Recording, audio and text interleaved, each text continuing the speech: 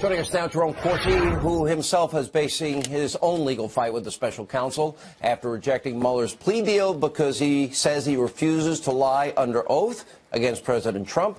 Dr. Corsi was criminally threatened and coerced to tell a lie, call it the truth, as he explained on this show. And now here to give us further reaction, author of the book Silence No More, Dr. Jerome Corsi. You spent 40 hours with Mueller, correct? Yes, Sean, 40 hours. And they were willing to say, and you're 72 years old, right? Yes, I'm 72. And in the course of answering questions, you didn't remember emails specifically from 2 years prior. Correct. And at times you amended some of your testimony? Almost continuously, because as I said, I'm not a human tape recorder. You can't punch a button, and I can't remember precisely conversations or emails.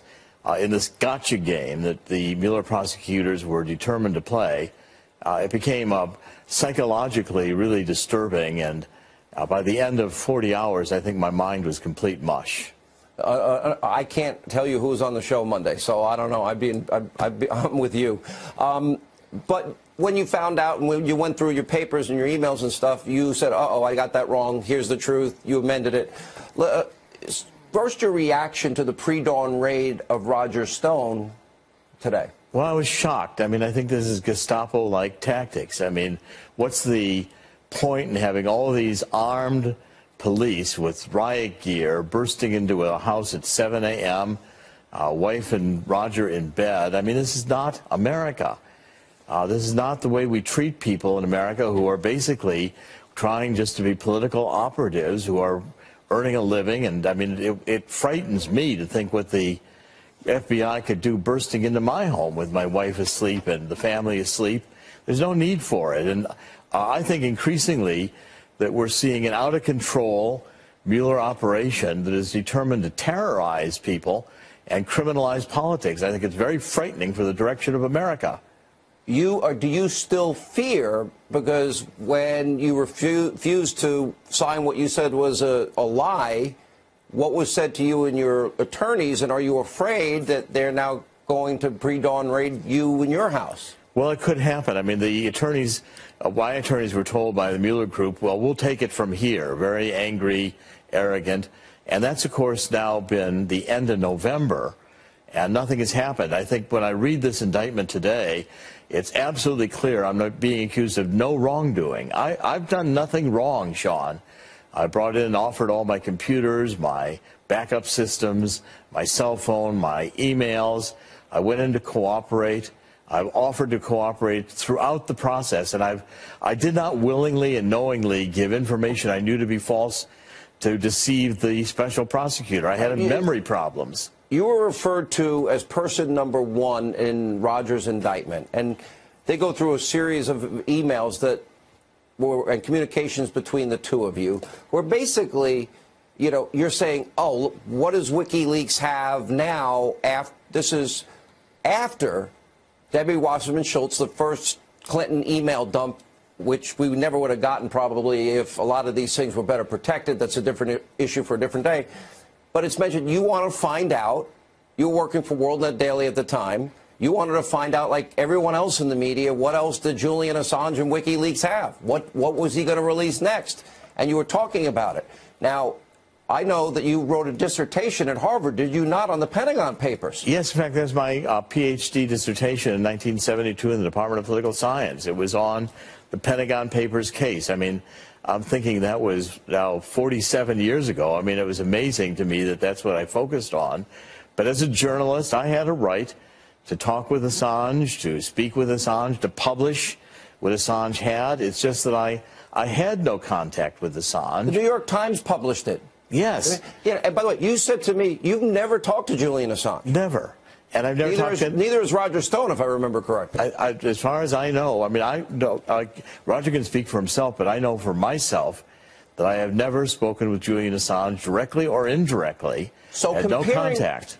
So comparing the Pentagon Papers case, which you did a dissertation, ironically, on, and looking at this case, all you and Roger want to know is, what does he have? Neither one of you were part of a conspiracy to steal information from anybody, nor did you steal any information from anybody. The precedent's 6-3 Supreme Court decision in the Pentagon Papers case the U.S. against the New York Times clearly states that the Times had a right to publish information as long as they didn't steal it. And you were requesting information and trying to find information, like many others in the media, what was coming next, correct? You're exactly right, Sean. We had right to do this. It was every journalist and person involved in political operations and the campaigns. Julian Assange not only dropped 40,000 emails on Debbie Wasserman Schultz in July 22nd, 2016. Within a day or two, he said he had more emails to come. And, of course, the speculation was rampant. I wanted to know. Everybody wanted to know. And I passed on a couple of emails to Ted Malloch to say, go see Assange. Roger had written those emails. But there's no crime in any of this. This is just normal politics. Why are you confident? You seem confident the last time you were on the show that you were going to get a pre-dawn raid. You feel that it's less likely today. Why? Much less likely. I think I've pushed back. I've written this book, Silent No More. The indictment suggests nothing I've done that's wrong. I believe I've done nothing wrong. And you're prepared, though, if it does happen? Well, I mean, if it does happen, we'll deal with it. But my family's prepared. But it has made my life, my family's life, my wife, the entire family a nightmare. And days you can't sleep, up days, bad days. This is not America. I was done nothing wrong. I was a journalist. I went in to the best of my ability with faulty memory. I can be convicted of having a bad memory, but I can't be convicted of telling the special counsel or the FBI something I knew to be false to deceive them. It didn't happen. All right. We'll watch carefully. This is scary. You know, if Hillary Clinton can delete 33,000 subpoenaed emails, acid wash her hard drive, and bust up devices, nothing happens. All these other people, high-ranking people we know lied to Congress, nothing happens. Scary for this country. All right, the Washington Post reporting that the president's son-in-law and top advisor, Jared Kushner, was at the White House meeting with several Latino leaders, negotiating over young immigrants known as Dreamers. He's quoted as saying this, that permanency would receive full consideration. Now, that's prompting some on the right to say any mention of amnesty could cost the president his shot at re-election. Let's bring in syndicated columnist and author Michelle Malkin for her reaction. Michelle, great to have you with us tonight. Your reaction to today? Shannon, I think there's no question that the perception is that President Trump has, quote unquote, caved. And they're doing their best now to make clear that he is going to try as much as possible to keep this central campaign promise of building the wall. And for that, I have to say I do appreciate that, because there have been few Republicans, let alone Democrats, who've been committed to putting American security first, above all else, which is really what should be the prerogative and the presidential imperative from day one. That said, like I said, he's not only between a rock and a hard place, he's between a swamp and a hard place. And when you are able to weaponize, as the Democrats have, a workforce of tens of thousands of people, I think it was just inevitable that we were going to have this outcome. So what's going to happen in the next 3 weeks? Well, you're hearing all of this talk now that in 3 weeks, yes, we may see a national emergency declaration, but that's just going to cause even more cynicism among the American people, because why isn't it a national emergency now? Why not declare it an emergency now? It's been a festering emergency for the last quarter century, or at least the last quarter century that I've been covering this issue, Shannon. And a lot of people will say, listen, if that's the last tool that he has in his bag, they're immediately going to find a judge within the Ninth Circuit to go rule on it. And that, you know, like so many of his policies, asylum, DACA, everything else, it's going to be tied up in the courts.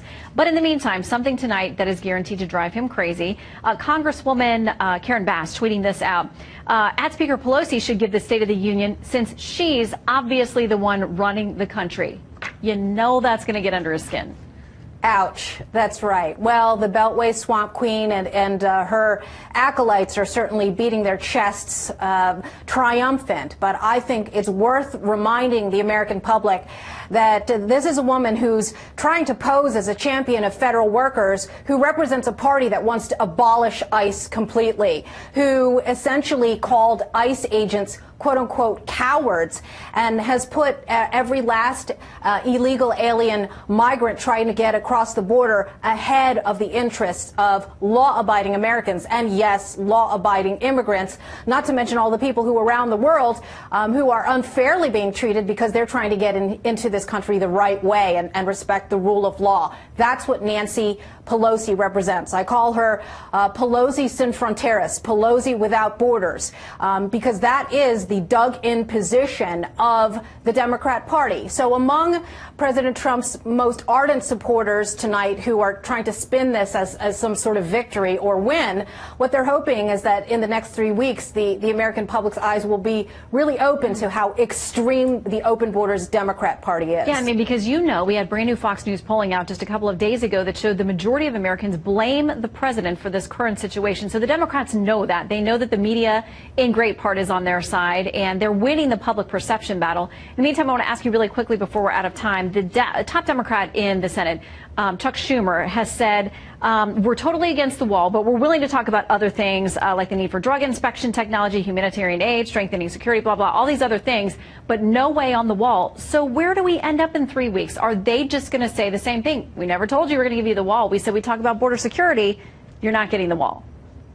Yeah, and it is like Charlie Brown and Lucy with the football, because, of course, the Democrats are paying lip service to, quote-unquote, smarter border technology, but their stance over the last quarter century has been to pay lip service to it during election cycles and then to sabotage it. I mean, they really are on the side of Open Borders, Inc., the entire racket of maintaining all of the magnets that are drawing people here in the first place. And this is why it is incredibly important that this president listen to the grassroots that helped elect him and put him in office, and to reject any amnesty in any form, period. So the idea that there would be a path to citizenship for 700,000 DACA recipients and 300,000 so-called temporary protected status recipients who've been here, many of them since 1991, with 3-year extensions interminably. There is no such thing as a temporary amnesty, and that is proven by history and all of the reporting that I've done on the more than a dozen amnesties that have been passed by Congress since 1986. Yeah, he's getting that message loud and clear from a lot of folks tonight. We'll see what impact it has. Michelle Malkin, thank you for joining us. Have a great weekend. You bet. You too, Shannon. Thank you.